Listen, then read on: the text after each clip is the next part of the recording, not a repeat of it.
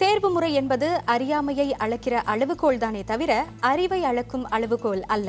எனவே SPM-இல் சிறந்த தேர்ச்சியை அடைந்திராத மாணவர்கள் மனம் தளராது தங்களை மேம்படுத்திக் கொள்வதில் தீவிர முனைப்பை காட்ட வேண்டும். அதேவேளையில் நாமும் நம்முடைய கடப்பாட்டை உணர்ந்து அனைத்து மாணவர்களை அரவணைப்பதோடு அவர்களை ஊக்கப்படுத்த வேண்டிய தருணம் இதுவாகும்.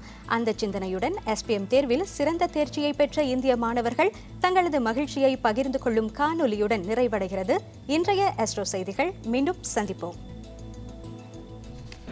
என் பெயர் கவினிஷ் நாயர், தகப்பனார் பெயர் குணசீலன்.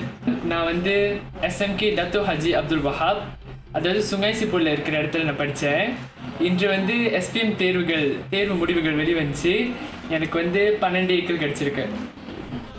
என்னோட ஆம்பிஷன் ஒரு அக்கௌண்டனாக நான் ஆகணும்னு ஆசை. அதனால் நான் அக்கௌண்டன்சியும் எடுத்து படித்தேன்.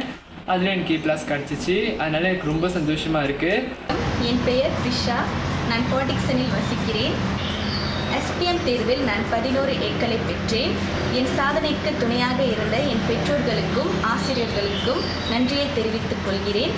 நான் தினேஷ், தகப்பனார் பெயர் சிவகுமார். நான் டெங்கில் இடைநிலைப்பள்ளி மாணவன். SPM தேர்வில் 12 பாடங்கள் எடுத்து 12 பாடங்களிலும் A பெற்றுள்ளேன். அதில் முக்கியமாக தமிழ் மொழியும் மற்றும் தமிழ் இலக்கியத்திலும் A+ பெற்றுள்ளேன். நான் சங்கீதா லோகநாதன். நான் டத்தோ தகா இடைநிலைப்பள்ளி நிகமஞ்சி நகரி செம்பிலா மாணவி. தேர்வு முடிவு எனக்கு 9A 1C கிடச்சிச்சு. இந்த ரிசல்ட் வச்சு நான் அடுத்தது மெட்ரிக்ஸ்க்கு அப்ளை பண்ணி அக்கௌண்டிங் படிக்கணும்னு ஆசைப்பட்றேன். என் பெயர் இரோஷா, தகப்பனார் பெயர் கோவிந்தராஜு. நான் அசந்தா இடைநிலைப்பள்ளி மாணவி. நான் 11 ஏக்கள் பெற்றேன். முக்கியமாக தமிழ் பாடத்திலும் தமிழ் இலக்கியத்திலும் நான் A+ பெற்றது மிகவும் பெருமை கொள்கிறேன். எதிர்வரும் காலங்களில் தமிழ் பள்ளியிலிருந்து செல்லும் மாணவர்கள் தமிழ் பாடத்தையும் தமிழ் இலக்கியத்தையும் தேர்வு பாடமாக எடுக்க வேண்டும் என்பது என் கருத்து.